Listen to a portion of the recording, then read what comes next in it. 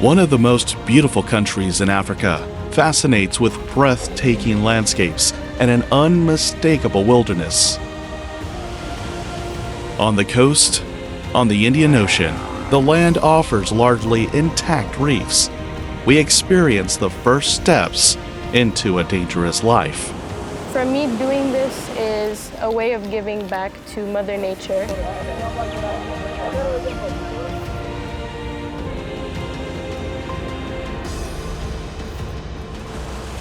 In harmony with nature, many people here still live according to the ancient traditions and rites. Knows that we are here. The best thing is don't run. Never run. We take you into the wilderness to experience the largest land animals on our planet up close. They still exist here, the big animals of Africa, in a country that casts a spell over visitors. Welcome to Kenya.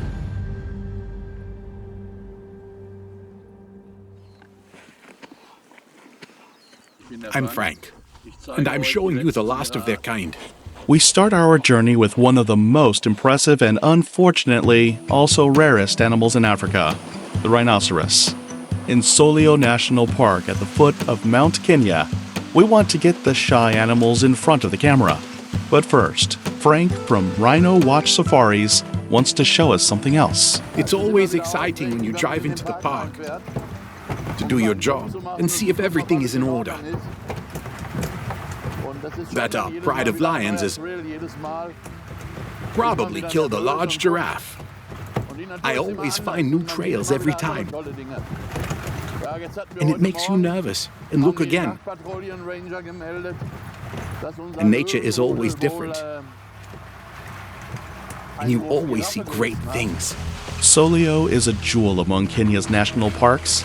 Not overrun by tourists, you can still explore wild Africa here, undisturbed and with plenty of time.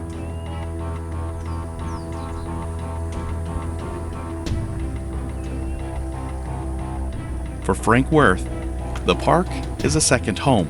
We have observed in the last few days that one of the giraffes here in Solio was not in a good mood and probably twisted his foot and was fighting with lions here, which are sometimes over 20 of them.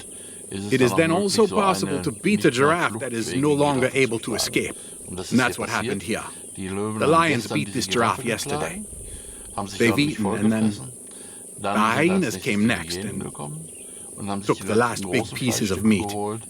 And now it's the vultures' turn next, and utilize what big predators have left behind, and eat everything off the bones.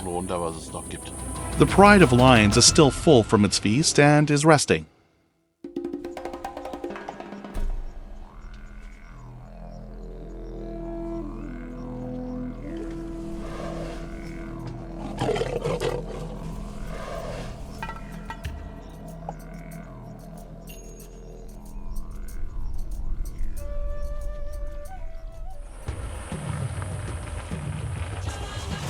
Due to heavy rainfall during our filming, some of the paths through the park are heavily flooded.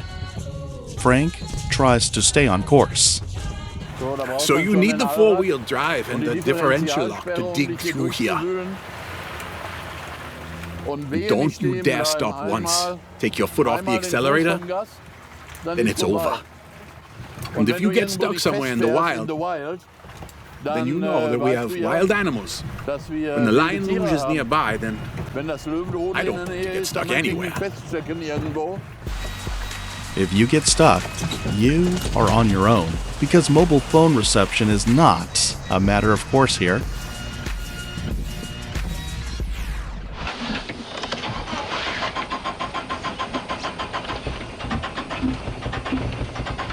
So now we have water in the distributor cap. We just have to dry it out. The puddle was quite deep. Then we'll have to see if we can fix it that way. It's a good thing the lines are still full. With the help of James, the driver of the escort vehicle, the engine is inspected.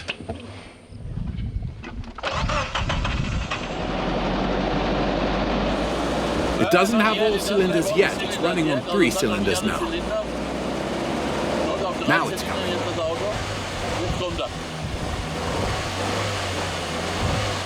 Now we move on to the real stars. Then we go straight to the plane. And if we are lucky, then it can be that we also meet large groups of animals who are then relatively trustful when they feel safe. Then it can be that there are a lot of animals around us. We get really close. The plain is a high plateau in Solio National Park, a huge grassy landscape.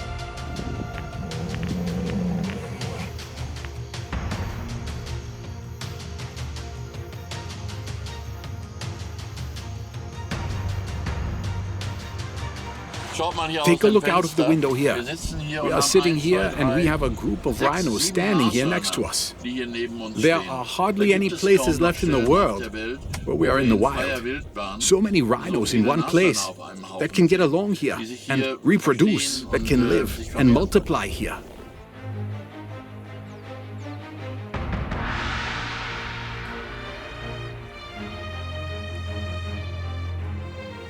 Due to the patrols to protect them from poachers and tourists, the animals are used to vehicles, but you shouldn't get too close to them. Even the off-road vehicle is just a toy for an adult animal.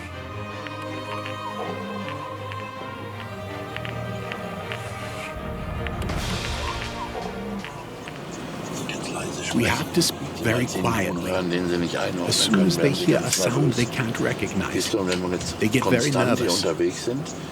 If we don't make any fast and hectic movements and don't make any loud noises, they continue to move normally.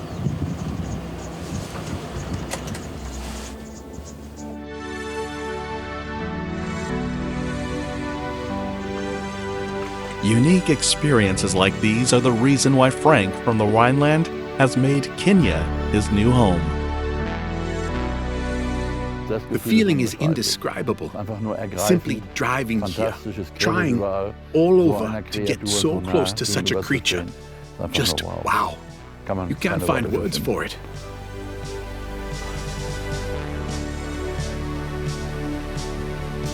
This is Africa, as you imagine it. We have here these wonderful gifts of nature.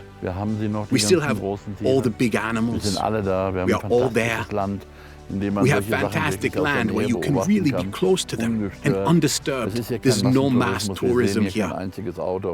We don't see a single car here. And that's why these oases, these national parks, are this Noah's Ark that are now being created. They're very important for the future. A world that barely exists outside the parks. From Solio National Park, we make our way to Kenya's capital. The bush plane takes us to Nairobi.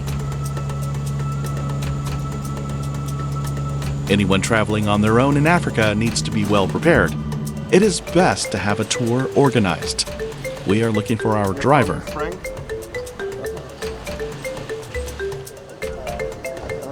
Are you Ben? No. Jimmy. Jimmy. Frank sent you? Yeah. Yeah, Frank. So you're Jimmy. Yeah. So let me get the take car. out. Yeah, okay. Yeah. Thank you. Kein Ben. And Jimmy. Let's get it.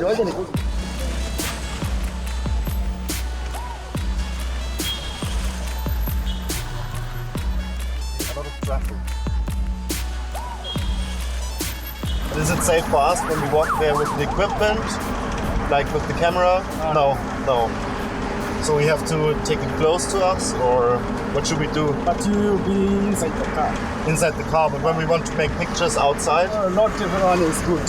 Okay, but now you have someone might snatch the camera. They would just take it and run away. The capital of Kenya is bursting at the seams. There are 4.5 million inhabitants in an area roughly the size of Hamburg. Nairobi is growing faster than any other city in East Africa. People are coming here to find work. The economy is growing, but most people are being left behind. According to forecasts, over 14 million people are expected to live here by 2050. We visit the Karen Village, an initiative that is equally brilliant for the environment and the population. Jambo, I'm Francis Mutua. I can give flip-flops into new life. Colorful works of art in the shape of Kenya's wildlife made from beach rubbish. A success story.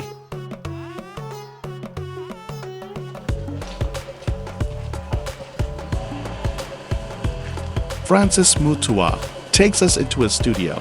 The raw material from which his art is made is flip-flops.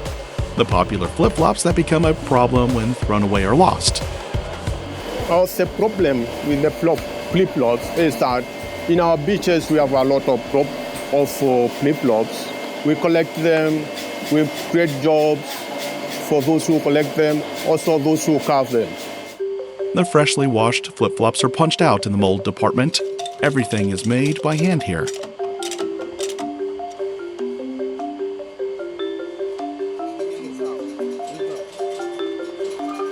Then they are taken to the sanding area. You may go to the sanding area now.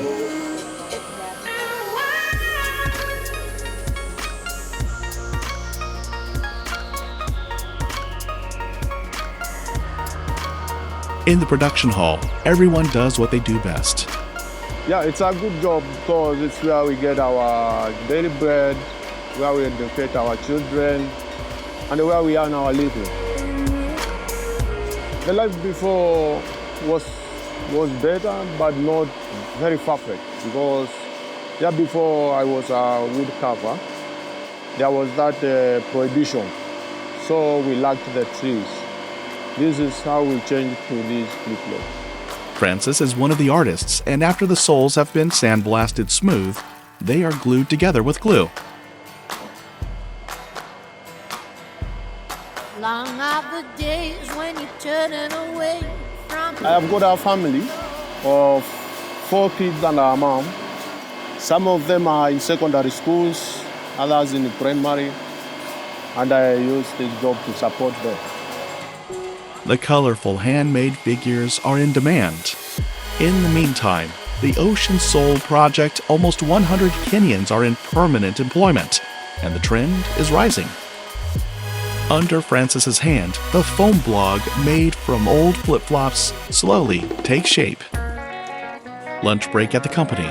All employees are catered for here, and then football is played together.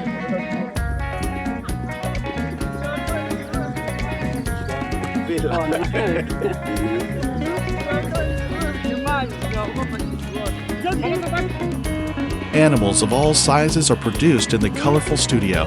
Francis's elephant is now finished. He creates up to 8 such sculptures a day. Art from rubbish, a win-win project for everyone. Morris, may I say something? Yeah, of course. Hi, German. Can you buy our flip-flop products? They are good in Africa.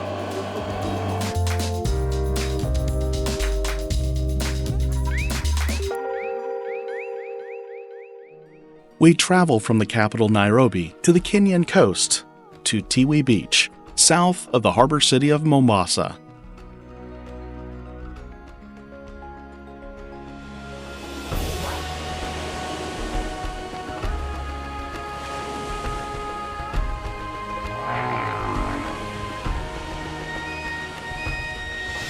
Here the Indian Ocean washes around dreamy white sandy beaches.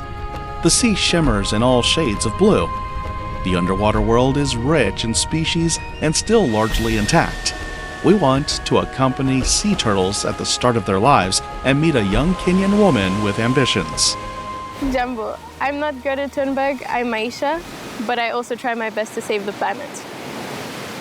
The 17-year-old is a co-founder of the Tewe Turtle Police, a project to protect sea turtles. Together with her colleague Saidi, she collects plastic waste on her daily patrol.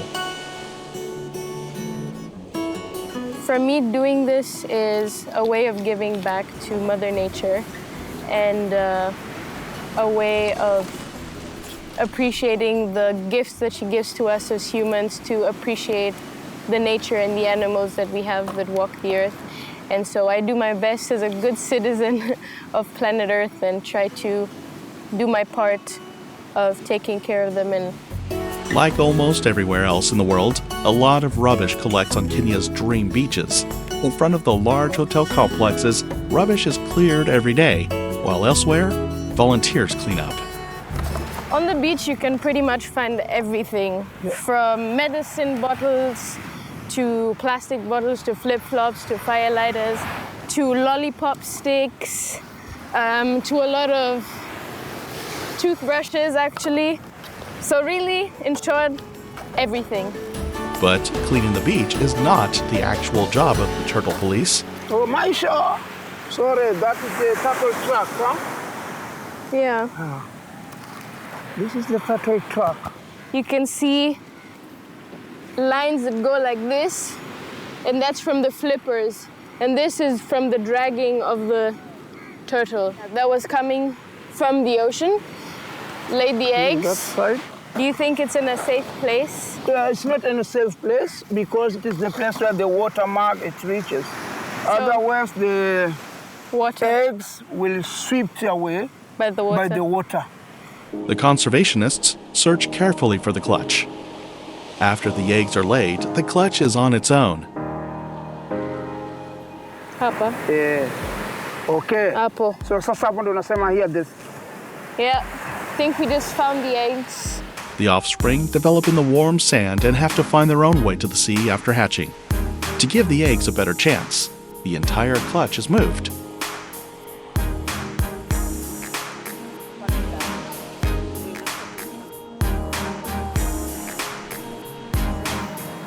Hata wewe unahesabu maisha? Kwa akili. Kwa sauti hapana. Wewe. No, that is for. Kuna sabuni ya kufua nguo ya kuoga. We have to relocate the eggs because one, it's right in front of a fisherman's camp, and so we don't know who is there. You know, you never know. They can be stolen. They could be stolen and sold in the black market or eaten. In recent years, a lot has happened in Kenya in terms of environmental protection. Among other things, the country has probably the strictest ban on plastic bags in the world. The younger generation is particular in campaigning for more sustainability. The eggs are buried on a safe part of the beach. So this is our safe haven in front of the Coconut Beach Boutique Lodge, which is a protected area because our turtle police station is based here.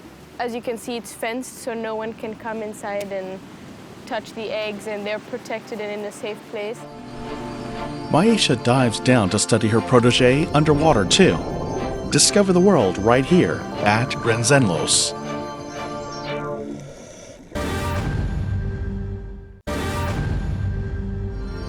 Welcome back to Kenya's Dream Beaches. Here, south of Mombasa, the Indian Ocean offers a dreamlike underwater world. The 17-year-old Kenyan, Maisha wants to visit her proteges, the sea turtles, underwater to see if the animals are healthy.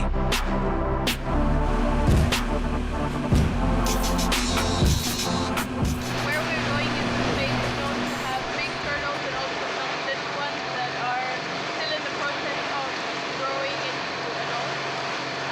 So fingers crossed that we get a The team gets ready for the dive.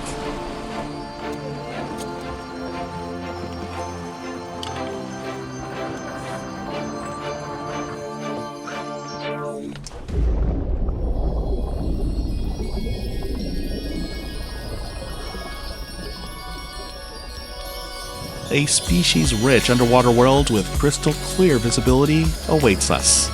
The coral reefs are full of life.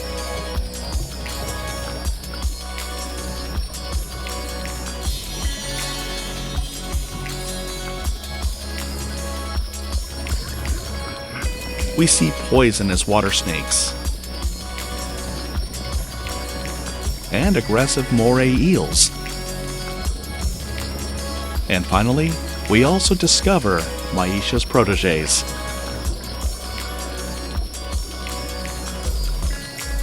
When you're inside the water and you see the turtles swimming around and in good shape, it's this heartwarming feeling that lets you feel this pride that you're a part of something in their lives. that will help them, at least from their land experiences to the water experiences, survive. And seeing them in good shape really is just, it's this amazing feeling that really I wouldn't know how to describe in words. There are 7 species of sea turtle left in the world, all of which are endangered. But here, off the coast of Kenya, their world still seems to be in order.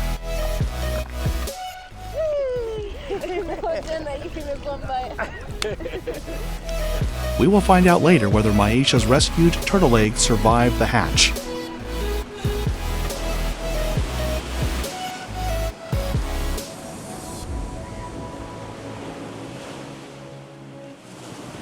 We continue our journey and head inland by dugout canoe. 50 different languages and dialects are spoken in Kenya by over 40 different ethnic groups. We want to visit the most famous of them.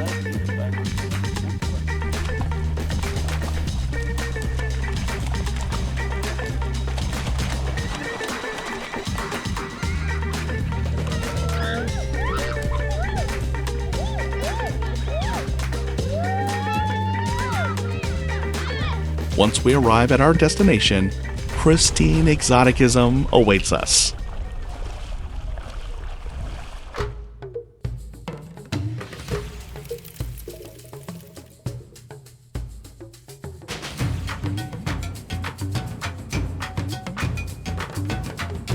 The Maasai, a tribe that has preserved its traditions for centuries. Jumbo, my name is Kendi, and may the groom kiss the bride. Kendi Worth is a tourism manager and helps us with the translation.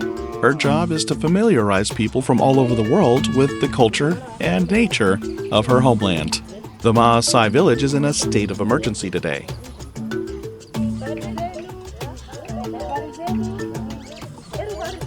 Today we are here in Manyata, which is a very authentic Maasai village, and we are going to witness a very special ceremony in this area. Kendi visits a young bride in her parents' house. We are allowed to be a part of the preparations. The wedding is taking place today. Habari zenu? Mzuri. Asante sana. Oh, huyu ndio bibi harusi sasa. Huyu ndio tunatayarisha. Very good. The 16-year-old bride is dressed in traditional garments by relatives, a special day for everyone. Kukata ni kijana unaye ulikuwa unataka. Lakini nakubali tu juu baba akisema kitu siwezi kataa. Lakini si kijana ulikuwa unataka. Si tulikuwa tumependana, lakini nimepewa tu. Okay, the father has gotten her a husband, she has to accept. Yeah, so she had no choice but to accept because the father chose for her. Not like they were in love, they didn't know each other, but the father chose, she has to accept.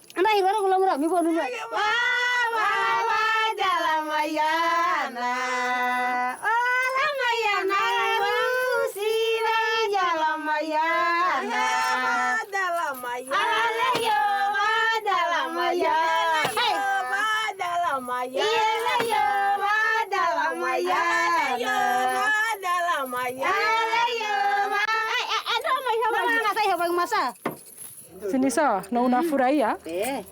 She's very happy that she's getting married today. And her father will give her out to her husband. Yeah. The father enters the family hut. There is also a set ceremony for the handover of the bride in the Maasai world. The daughter is honored by having her feet cleaned and then leaves her family of origin through her father's protective cloak.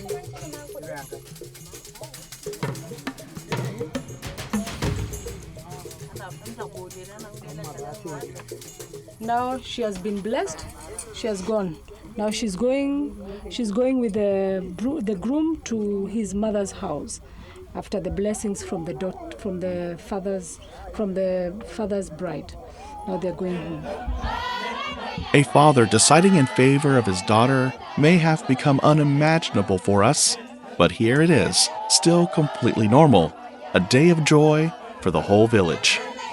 The journey to the home of the groom's family becomes a procession, accompanied by dancing and singing, a ceremony that has not changed for centuries.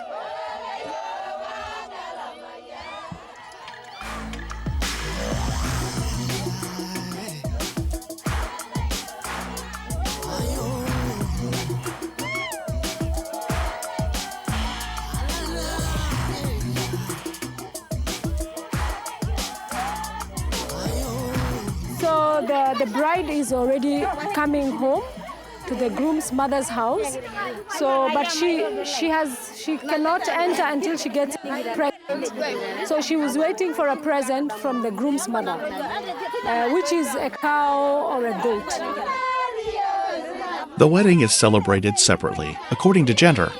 The groom's mother welcomes the new family member, and Kindi is also allowed to join in the celebrations.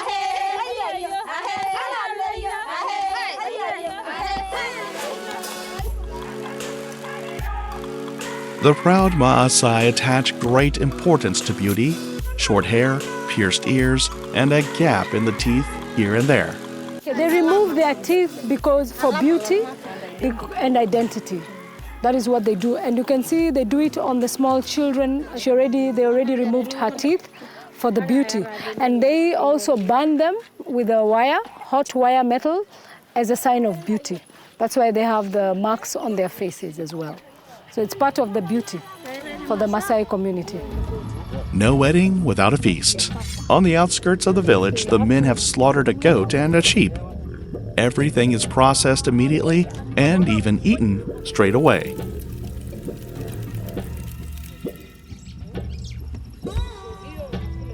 They just ate a fresh kidney. They normally eat it after they slaughter the animal. Yeah, it's a delicacy for the Maasai community. It has salt. They're saying it tastes like it has salt. It's very tasty. That's what they're saying.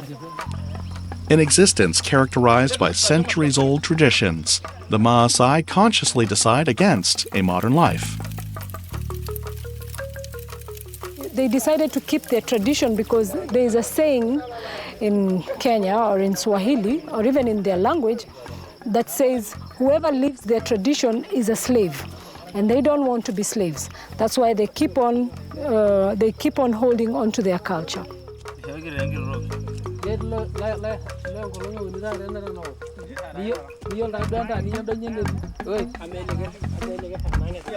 Wanaume wakuli. The men do not eat liver from the sheep, and they also do not eat intestines from the sheep. Only the women. Everything from the animal is utilized and eaten, and like so many things among the Maasai, eating together is also subject to fixed rules. The men bring the women their share to the village. Food is eaten separately. The men in the bush, the women and children in the village.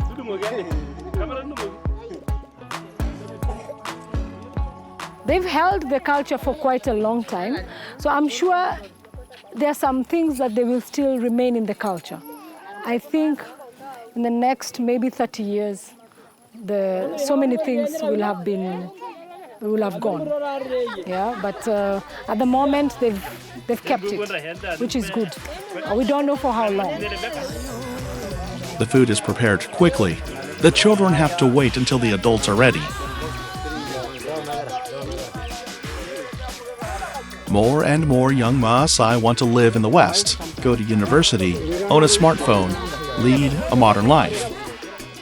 The bride now sits with the groom's mother and waits for her husband. She has to wait up to 2 days, as the men celebrate the wedding among themselves.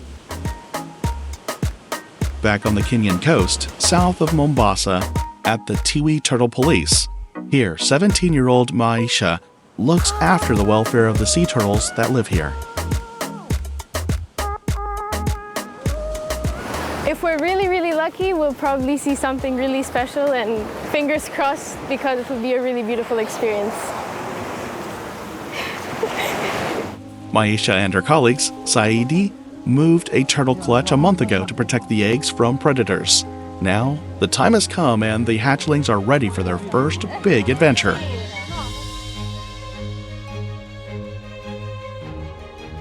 It's always one that makes the first move and the other ones follow. And so once there's one already jiggling around trying to come through, then the other ones will be, okay, it's time to, make our way up and start moving around and making the sand more loose so that they can come out. And it takes anywhere from 15 to 20 hours for them to make their way to the complete top and then head to the water. When the little ones see the light of day, they instinctively rush towards the water. The journey into the sea is probably the most dangerous of their lives. Today they are lucky. Maisha and Saidi are their personal bodyguards.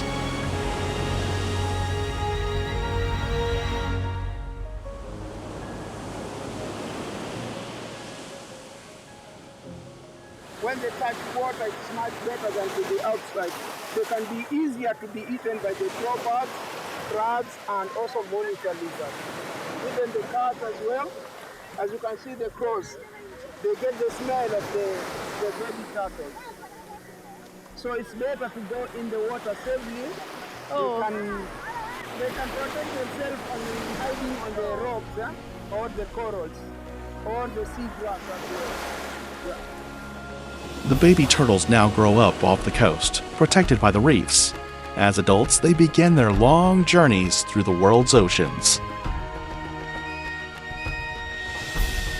It's a mixture of excitement and pride, and to see them that they survived and made it this through, and that they actually get to go into the ocean and hopefully survive the future encounters that they will have.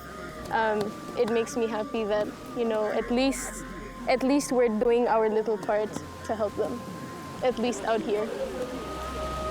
Every female that hatches here will eventually return to this very beach to lay her eggs. From the coast, we make our way back inland, where by bush plane or jeep, traveling through Africa is always an adventure.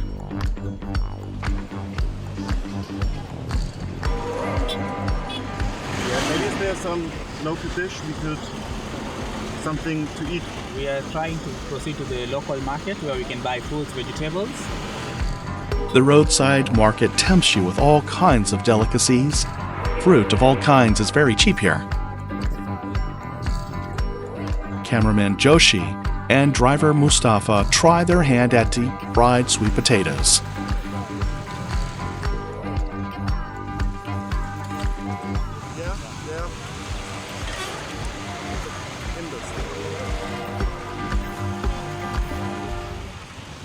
And now, Frank Worth takes us to the last two of their kind. It's over. The end. We've ruined it.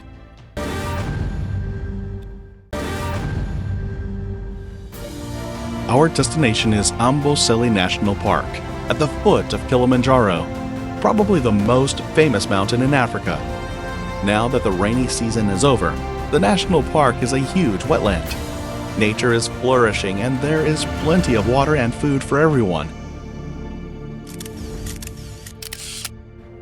A good time for wildlife photographer Sushil Chauhan.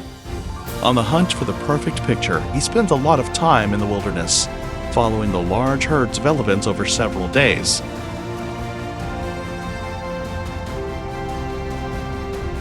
What you're seeing here is a small family unit. We've got the matriarch right in front. She's the head female. They're related females here, you know, aunts and nieces, daughters, granddaughters. And right at the end of the herd, you've got these bulls who keep following these females, just to see if any of them have come into season, or what we call estrus.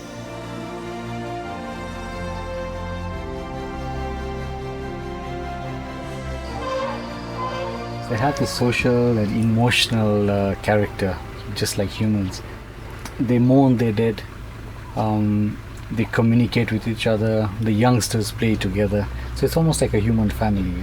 You know, everybody's growing together and caring for each other.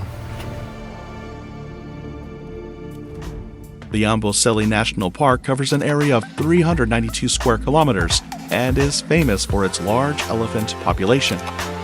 The animals are protected here and can live undisturbed. The ideal place for Sushil to study the animals. In addition to Sushil, many tourists also visit the park to see the majestic animals. The elephants have become accustomed to the off-road vehicles and know that they pose no danger. I think it's a feeling of peace, you know, and it's a wonderful moment being with elephants. You know, it's a very calming moment. I think I would say it's a very calming. It's almost like being in a meditation with them, you know. So that's what I would say.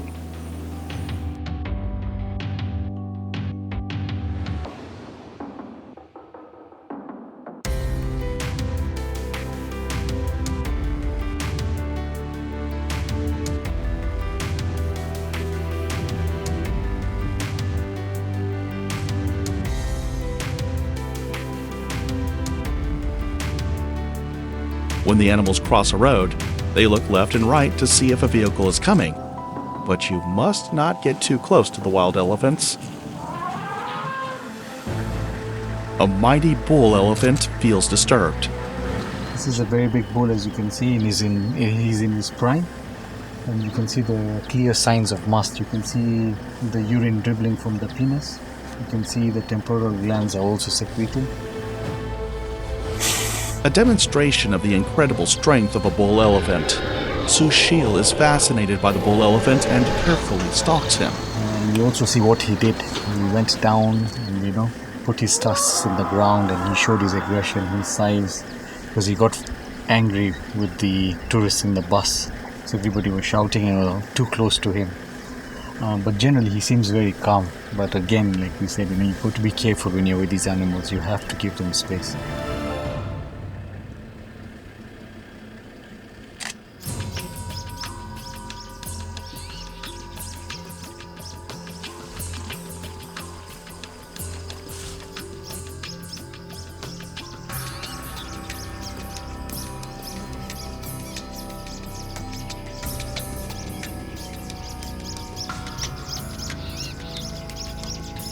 Yeah, he definitely knows that we are here. You can see even his position. He's just listening. He's just standing very still. Okay, let's try and get a little bit closer.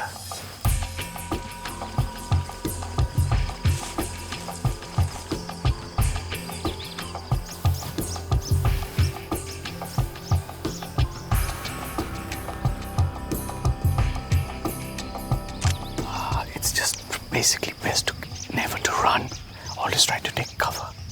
Yes. And you should let him know that you're there. Do not surprise him. But the best thing is don't run, never run.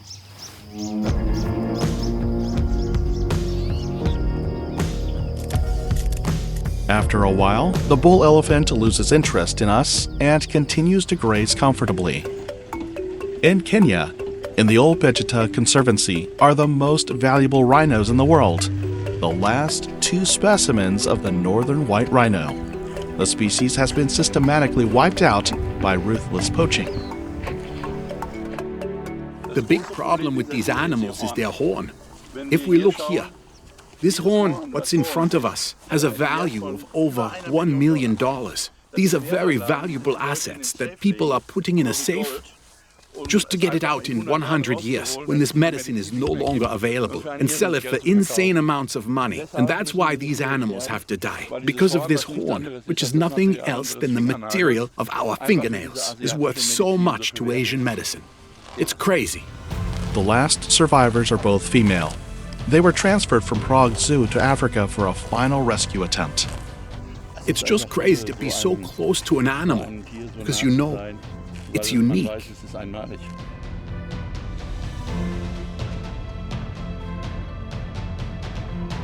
For me, it's a sad moment to suddenly see those situations in where we are not able to help these animals. That we as humans are not able to do nothing for these helpless souls. And that when the life of this animal is over, it's over.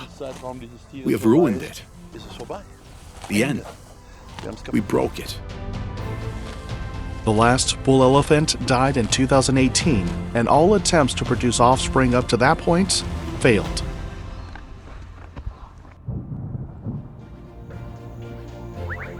The Northern White Rhino is a sad example of what is happening on our planet every day.